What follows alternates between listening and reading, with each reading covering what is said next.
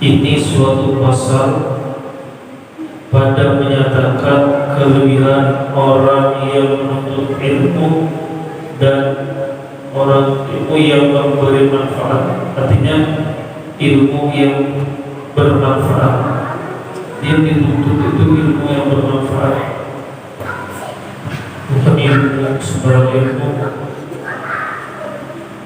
Adapun kelebihan orang yang menuntut ilmu yang memberi manfaat atau ilmu yang bermanfaat itu, maka sabda Nabi sallallahu alaihi wasallam, innal malaikata tad'u ajnihataha li talibil ilmi ridwan bima yasna'. Artinya bahwasanya malaikat merendahkan akan segala sayapnya bagi orang yang menuntut ilmu, karena sangat suka ia dengan perbuatannya itu. Nah, ini orang yang menuntut ilmu atau belajar ilmu, malaikat itu merendahkan sayapnya dan senang.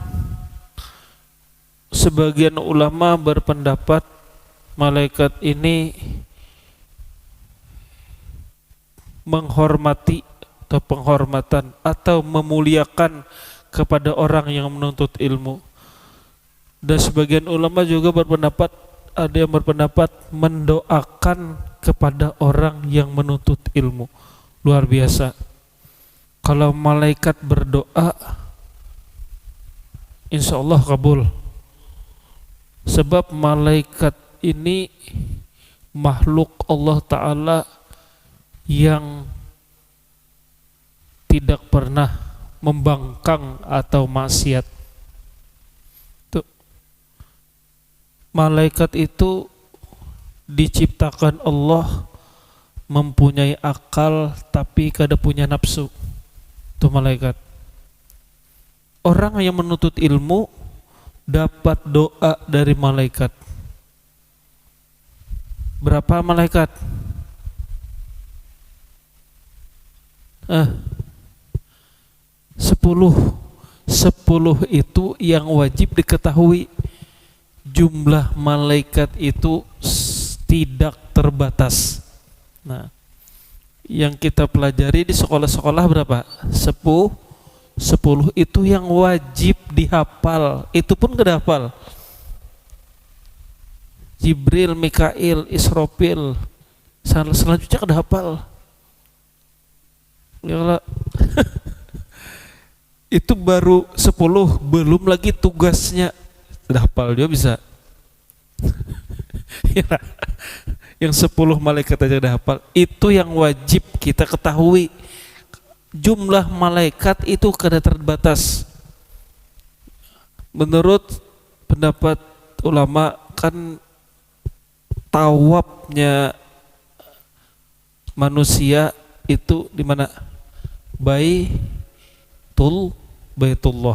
Nah, tawafnya para malaikat itu Baitul Makmur. Baitullah itu bertepatan dengan Baitul Makmur. Di bawah Baitullah, di atas Baitul Makmur. Nah, itu tempatnya tawaf malaikat. Menurut satu riwayat, ketika malaikat tawaf masuk ke dalam Baitul Makmur, itu kada keluar lagi. Ada sebagian pendapat seperti itu. Berarti banyak benar malaikat tuh. Nah, ini orang yang menuntut ilmu dapat doa malaikat. Malaikat diciptakan tidak punya nafsu, akal aja. Makanya ketika malaikat itu diciptakan, dari awal diciptakan sampai hari kiamat, apa yang disuruh Allah itu digawinya. Ya Allah, ini malaikat diciptakan beristighfar. Dari awal diciptakan sampai hari kiamat istighfar terus tuh. Berzikir, dari awal diciptakan sampai hari kiamat berzikir. Itu tugasnya. Kenapa? Karena tidak ada nafsu, kada mau membangkang. Nah, kalau setan atau iblis itu diciptakan Allah ada punya nafsu, tapi kada punya akal. Adalah akal, ada juga akalnya mungkin. Bisa mengakali itu berarti. Tuh. Manusia diciptakan ada akal dan ada nafsu. Nah, kalau malaikat itu enggak. Diciptakan apa yang diperintah itu dikerjakannya. Dari 10 malaikat yang pertama siapa? Jibril. Kalau kita orang Islam Jibril, kalau orang Yahudi Gabriel. Nah, Gabriel. Berkeluarga. Kan hampir sama tuh. Bila Gabriel itu Jibril tuh. Yang salahnya orang Islam jarang nama Jibril. Iyalah. Kalau orang kafir pasti ada Gabriel, ya ada Gabriel. Nah itu Jibril tugasnya menyampaikan wahyu. Itu kapan? Ketika Rasulullah masih hidup, yalah. Nah, wahyu ini tugasnya apa? Lah, ngetek batis saja. Sama nih, Israfil tugasnya apa? Meniup sangkakala. Itu ditugaskan oleh Allah. Sekarang tugasnya apa? Karena Gilang ikam kuliah tanya dosen agama. Israfil tugasnya meniup sangkakala. Kalau ditiupnya otomatis apa? Kiamat nih trompet nih. Israfil tuh siap sudah. Jadi sekarang tugasnya apa? Bila berdebu trompetnya dilap. Nah, tugasnya masih menunggu Tuhan perintah tiup. Nah itu. Jadi orang menuntut ilmu nih dapat doa atau dimuliakan oleh malaikat. Nah, ketika malaikat itu berdoa, insya Allah kabul doanya. Dan sabda Nabi Sallallahu Alaihi Wasallam, li'an guru, la'an tagdua fatata'allama baban minal ilmi khairun min antusalliya al-faraqatin. Artinya sesungguhnya bahwa berpagi-pagi seseorang kamu, maka belajar ia akan satu bab daripada ilmu, niscaya terlebih baik daripada bahwa ia sembahyang sunat 1000 rakaat. Nah ini keutamaan menuntut ilmu. Orang tuh menuntut ilmu walaupun satu bab itu pun walaupun teguringnya dari awal duduk tidur sampai wallahu alam ya gurunya bangun tetap dapat pahala. Apalagi yang menyimak di sini pahalanya apa?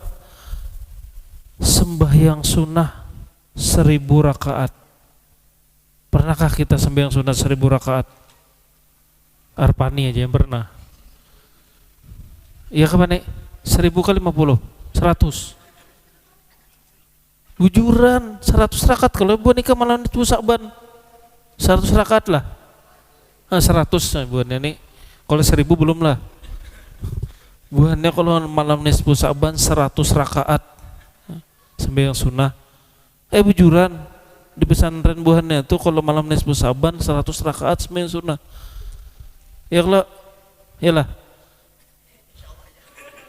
Nisfu ya lah.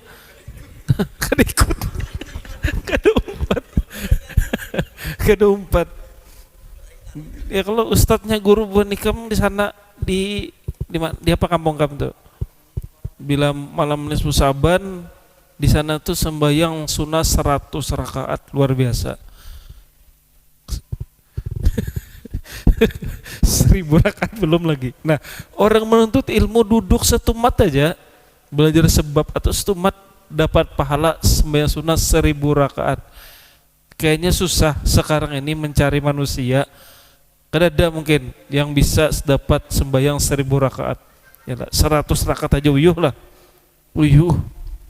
Dari mulai habis isya sampai sahur. Ya lah. Bujuran bala 100 rakaat kalau pun nikam lo. Nah, guru 100 rakaat guru. Banyak nih. Kalau kami di majelis itu malam nisfu Sa'ban Tio Joshua 4 membaca salawat semalaman juga. Kami Tio 4 dulu tuh Ari sama Usis. Bila malam nisfu Sa'ban kami itu di majelis membaca salawat dalail. Nah, dalail itu itu dibaca dari awal sampai habis. So dalail. Pertama baca burdah dulu kami, baca burdah sampai habis dalail tuh. Tapi stop bang, kada baca betarus uyuh, stumat minum kopi sampai sahur. Tuh kami baca salawat semalaman. Kalau buat nikam luar biasa, sembahyang 100 rakaat semalaman. Itu.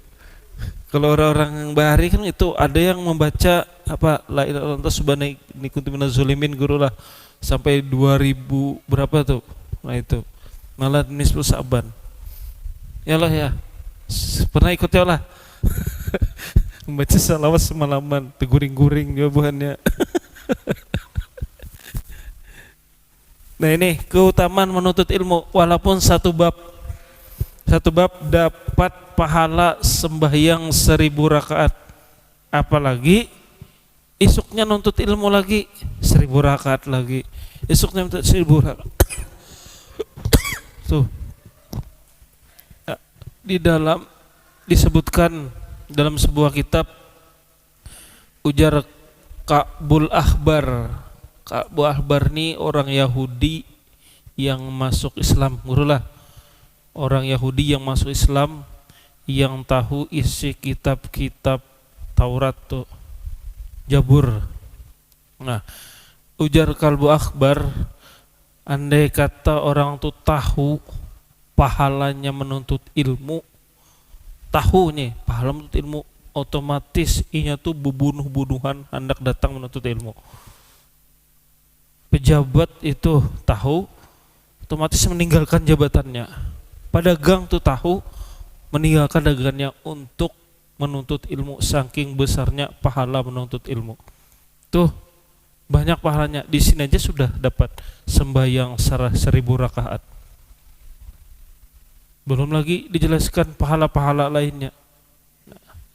Tapi orang yang menuntut ilmu ini diberikan kada semuanya. Yalah. Allah tuh menghendaki kebaikan kepada seseorang, maka Allah mudahkan inya dalam agamanya. May yuridillah bihi khairan yufaqihu fiddin. Nah, barang siapa yang Allah kehendaki dengannya kebaikan, maka Allah mudahkan, Allah pahamkan dia agamanya. Orang tuh Allah hendaki baik, dimudahkan tuh urusan agama, urusan menuntut ilmu. Tapi bila orang itu tidak dihendaki kebaikan dengan Allah, menuntut ilmu tuh susah. Datang ke majelis ilmu tuh susah. Walaupun rumahnya bihigaan dengan ustadz atau tuan guru, ada mau datang. Karena kada hendak dihendaki kebaikan oleh Allah. Tuh. Dan sabda Nabi sallallahu alaihi wasallam, talibul ilmi takaffalallahu ta'ala lahu birizkihi. Nah ini dosa takut bukan. Artinya orang yang menuntut ilmu itu mengakui, artinya nih dijamin, takafallah itu dijamin. Kalau di sini kan mengakui, tulisannya telah bahasa itu dijamin Allah Ta'ala baginya dengan rezekinya. Nah orang menuntut ilmu itu dijamin rezekinya. Jangan takut. Ya bonikam nih kuliah, dijamin rezekinya. Makanya nih ada dapat beasiswa. Nah, iyalah. ada dapat donatur juga. Nah, dijamin. Dijamin. Itu dalam kuliah, apalagi menuntut ilmu agama. Dan saya tahu ada aja rezekinya orang bahari itu pang nuntut ilmu. Orang tua susah guru lah, susah.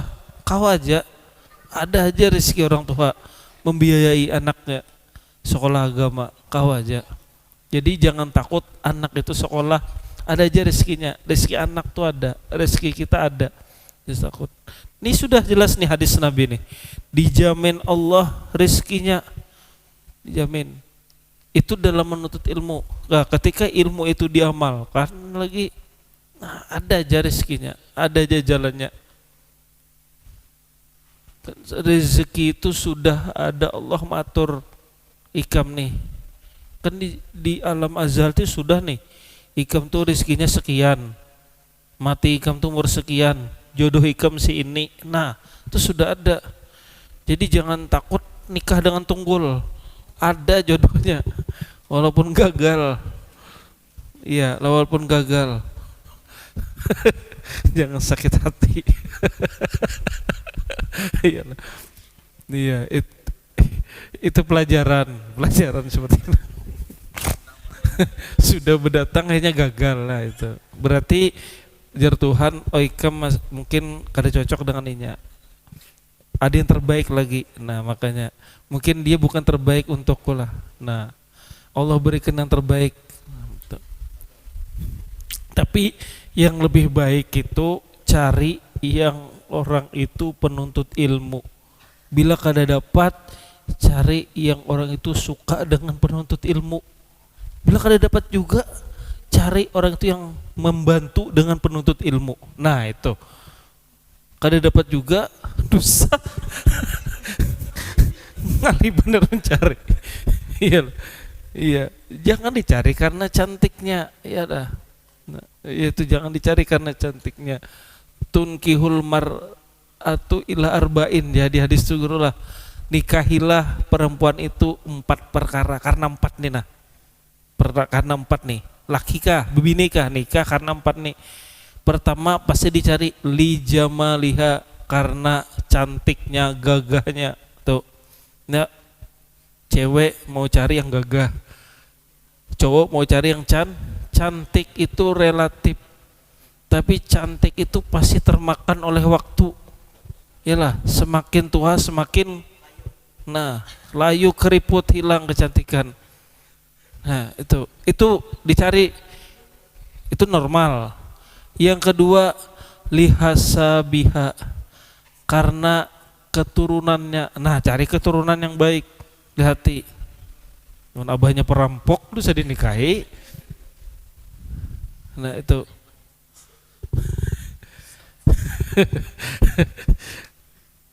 Lijamaliha, lihasabiha. 5 liha, cari karena hartanya. Nah, orang pasti cari orang kaya. Nah, itu kalau bebinian pasti itu dah.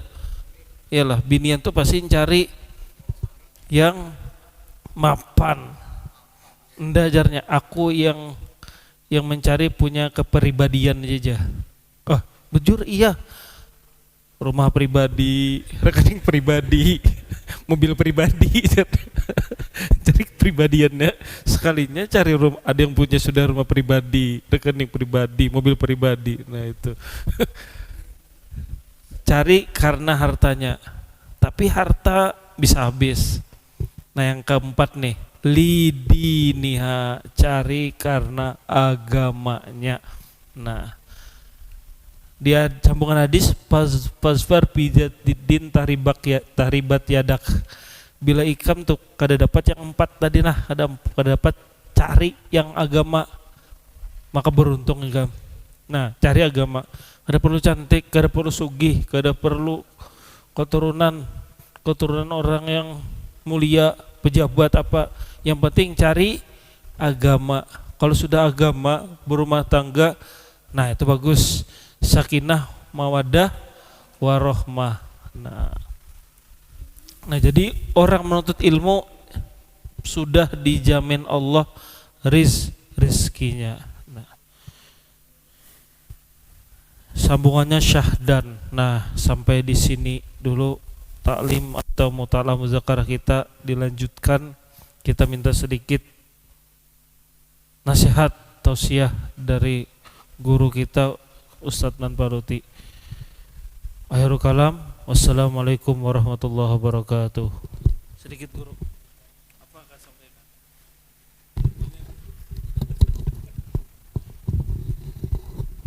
Assalamualaikum warahmatullahi.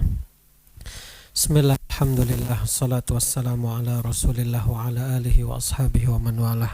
Sedikit aja.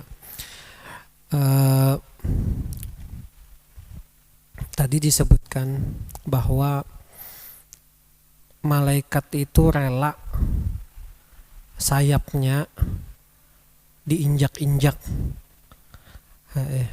Kalau kita kan kada bisi sayap, kita anggap aja analogikan tangan, dianalogikanlah tangan. Ada orang yang hakun tangannya diinjak-injak oleh orang yang lain. Artinya apa? Orang yang menginjak tuh mulia. Artinya orang yang menginjak tuh mulia. Hakun lah kira-kira kita, tangan kita nih nah diinjak lawan orang yang hina, udah pasti sangit kita, sarik kita. Tapi misalnya ada Habib Umar nih nah datang menginjak tangan kita, misalnya rela kita tangan kita diinjak sidinnya aja lagi yang kada hakun. Rela kita. Kenapa? Karena Habib Umar itu mulia. Ini contoh. Kayak itu juga malaikat rela diinjak-injak sayapnya oleh apa? Penuntut ilmu. Maka jangan sampai kita kada menuntut ilmu. Nah, pertanyaannya, ilmu yang seperti apa? Nah, di sini ulama ada dua pendapat. Pendapat yang pertama mengatakan ilmu yang dimaksud di situ ilmu agama. Kenapa ilmu agama? Karena ilmu agama itu memberikan manfaat kepada pemiliknya di dunia dan di akhirat. Itu. Jadi ilmu agama disebutkan oleh ulama juga bahwa untuk kita orang awam itu minimal belajar ilmu tauhid, belajar ilmu fikih, belajar ilmu tasawuf. 3 ini sepaket, jangan ditinggal-tinggal, jangan dikurang-kurangi. Kalau dikurang-kurangi ya jadinya sesat. Ada yang kada bersembahyangan lagi sampai sudah aku ke Tuhan ya. Itu kenapa? Fikihnya hilang. Ada juga yang sembahyang aja kada betuhan lagi, sombong jadinya, tauhidnya hilang. Nah itu jangan dipisah-pisah. Itu pendapat yang pertama. Pendapat yang kedua mengatakan bahwa semua ilmu asalkan baik dan memberikan manfaat kepada manusia itu yang masuk dalam hadis ini. Jadi apa? Kedokteran misalnya, handasa atau insinyur yang bangun-bangun tuh kada jadi ini. Manfaat, jangan ilmu yang kada baik, ilmu mencuntan misalnya. Itu ilmunya ada. Trik supaya kada kerasaan ngambil dompet orang, ada itu. Cari di YouTube ada. Itu ilmu tuh, tapi ilmunya kada baik. Ilmu cara main judi online di YouTube aja lah. Adalah itu ilmu, tapi ilmu yang kada baik.